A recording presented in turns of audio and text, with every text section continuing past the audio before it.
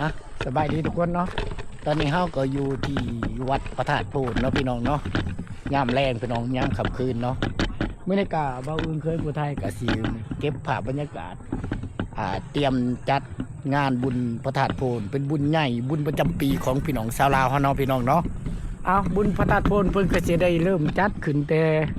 มื้อวันที่26พี่น้องเด้นี่ทางเพิ่นเฮ็ดประตูอย่างสวยงามพี่น้องทางเฮาสิเข้าไปในวัดพระธาตุโพนเนาะเพิ่นแกเขียนบอกไว้ว่าวันที่26เดือน1เนาะพี่น้องเนาะแม่นบ่ได้วันเดือน1วันที่26เนาะวันที่1บ่หรือในใดวันที่1พี่น้องเดือน2เนาะเป็นบ่ปี2006เนาะเมืองไซภูทองแขวงสวรรณเขตเนาะงานนมัสการนะพระธาตุโพนพี่น้องเนาะรับประดาหลอดไฟแสงสีอยู่ในบริเวณเขตวัดพระธาตุโพนเนาะพี่น้องเนาะไปพี่น้องเดี๋ยวไปติดตามบรรยากาศกับเบาอึ่งเคยผู้ไทยน้ำกันเนาะทักทายสบายดีพี่น้องFCฟังประเทศไทยและพี่น้องทั้งลาวเนาะมันนี่ก็ได้โอกาสพี่น้องมากราบไหว้เนาะวัดพระธาตุโพนเป็นวัดที่มีชื่อเสียงของพี่น้องชาวลาวและพี่น้องทางประเทศไทยเนาะเพิ่นก็เคยได้มากราบไหว้ขอพรเนาะบูชาแก่บ้าเนาะพี่น้องเนาะในกาสิเป็นอันนี้เป็นโค้งห้างเต้นเด้อพี่น้อง เต้นพวกพ่อค้าแม่ค้าชาวขายเนาะในมือใกล้สิฮอด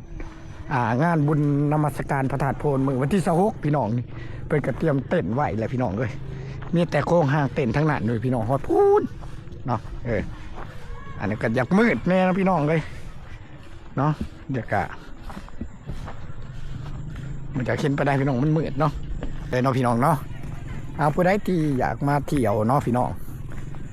มากราบไหว้บูชาเนาะวัดพระธาตุโพนเพิ่นก็เริ่มแต่มื้อวันที่26พี่น้องเป็นต้นไปเนาะฮอดวันที่1พี่น้องเนาะตอนนี้ก็มากับบ่าวครับก่อนแสนลเนาะบ่าวครับก่อนแสนลเพิ่นก็ย่างไปก่อนแหละพี่น้องพูนเพิ่นย่างก็ถ่ายคลิปก่อนเนาะไม่นี่ก็พากันมา2คนพี่น้องมาเก็บภาพบรรยากาศภายในวัดพี่น้องนี่ก็เป็นเวทีกลางเนาะหรือว่าเวทีที่เพิ่นสิมีการแสดงเนาะพี่น้องของแต่ละเมืองเนาะ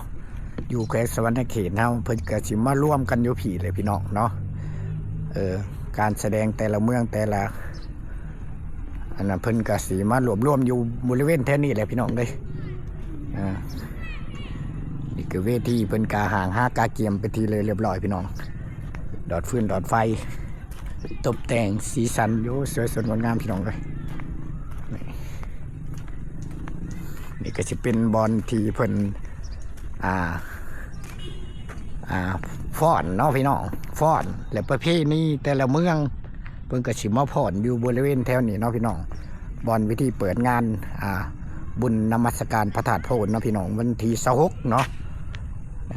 มือเปิดงานนะสิเป็นวันที่26เนี่ยเดี๋ยวพี่น้องตอนนี้ครับกระบะคำก่อนกับชิ้นย่างไปเก็บภาพบรรยากาศภายในวัดเนาะพี่น้องเนาะงามเลยพี่น้องเลยวัดพระธาตุโพนนี่ก็ถือว่าเป็นวัดที่ศักดิ์สิทธิ์เลยพี่น้องของพี่น้องชาวลาวเฮาเนาะ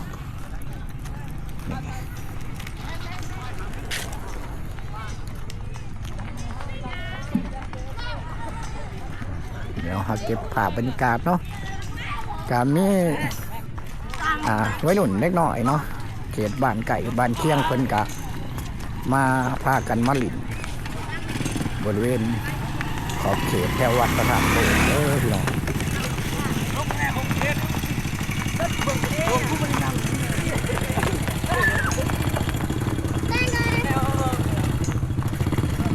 เดี๋ยวก็จะเก็บภาพบรรยากาศไปเรื่อยๆเนาะพี่น้องเนาะ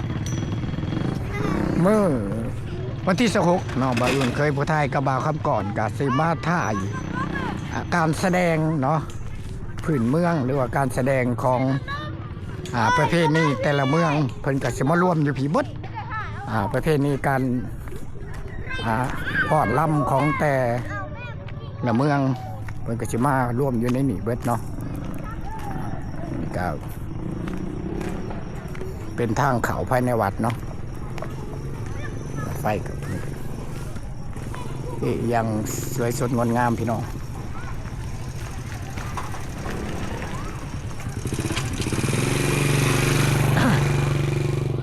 นี่ก็เป็นประตูทางเข้าไปกราบไหว้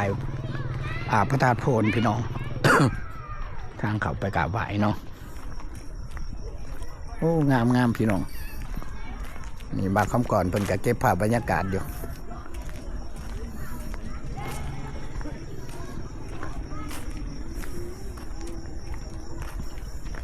อันนี้นั้นนาสิเฮ็ดกันยังกอกองเขาได้นี่เนาะกองห่างกองเขาได้นี่เห็นบอกเพิ่นเอากองเขาใหญ่เลยพี่น้องโค้งห่างนี่เพิ่นก็เอาเขามาเกาะไว้เนาะเพิ่นยังเสียมาใส่อีกได้นี่ตกแต่งเพิ่นก็เอาตกแต่งเครื่องมาใส่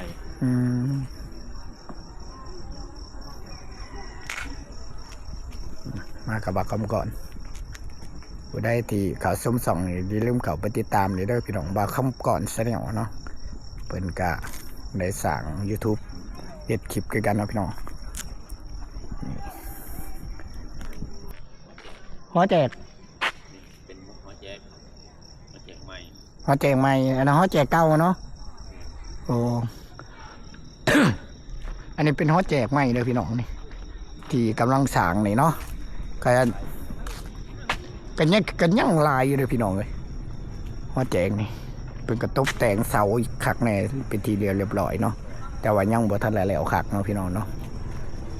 น่าสิเป็นนั่นปีสิมาเนี่ยก็ถือว่ายันสำเร็จเลยพี่น้องตอนนี้ก็เพิ่นก็เฮ็ดก็ถือว่าโอ้พี่น้องโอเคอะไรนี่ก็ถือว่าบ่ถึงขันว่า100%เนาะพี่น้อง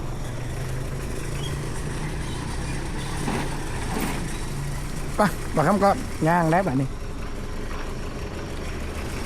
ย่างเราไปเรื่อยๆน้อง นี่2 อันเลยของใหญ่นี่พี่น้องมากใหญ่เลยนี่ตัวของนี่ยังใหญ่แค่พี่น้องของใหญ่เนาะใหญ่นี่ก็สิเป็นนะจุดที่เขาเสียงซีเนาะพี่น้องปอนเงินลงนี่ก็เขาก็เสียงซีเนาะนำบ่เสียงซีบ่บาคำก้อนเสียงซีบ่เสียงซีบ่สั่นนุ่งฮะ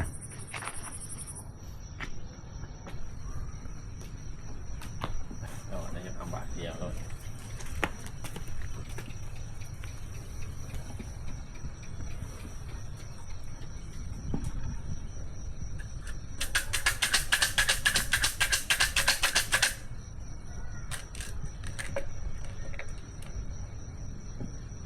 13เป็นกัน13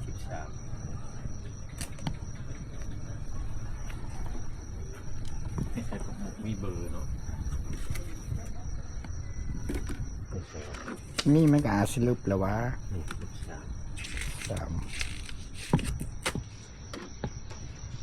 ว่าครั้งก่อนเป็นกระไดกันที่13พี่น้อง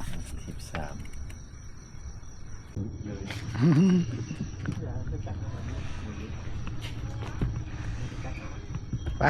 พี่น้องบ้าคำก่อนกับเบาอึ่งเคยพอไทยก็จะได้พากันเดินทางกลับบ้านเลยพี่น้องเนาะเมื่อนี้ก็มาเก็บภาพบรรยากาศอยู่วัดพระธาตุโพนเนาะตอนนี้มาเก็บภาพที่เพิ่นประดับประดาหลอดไฟแสงสีมือใกล้ๆสีหอดงานบุญเนาะพี่น้องเนาะมือวันที่26วันที่1เนาะคือวัดพระธาตุโพนพี่น้องที่พ่อแม่พี่น้องทางประเทศไทยกันหลายเนาะหลายคนที่ได้มากราบไหว้บูชาองค์พระธาตุโพนแห่งนี้เนาะพี่น้องเนาะ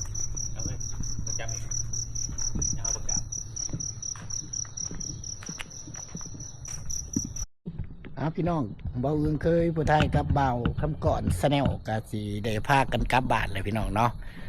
เจอกันมือวันที่26พี่น้องเป็นมือบุญเปิดงานวัดพระธาตุโพนนะพี่น้องเนาะนี่มื่อนี้ก็จะพากันเดินทางกลับเลยกับเบาคำก่อนแสนล ไอ้ว่าคำก็เสนอกัน เอาคลิปนี้ก็นี่แหละเนาะพี่น้องที่ได้พากันกลับนะบ้านนี้มากับบ่าวอื่น เดินทางกันกลับแล้วพี่น้องเลยเจอกันคลิปหน้าพี่น้องคลิปนี้สบายดีพี่น้องบ๊ายบาย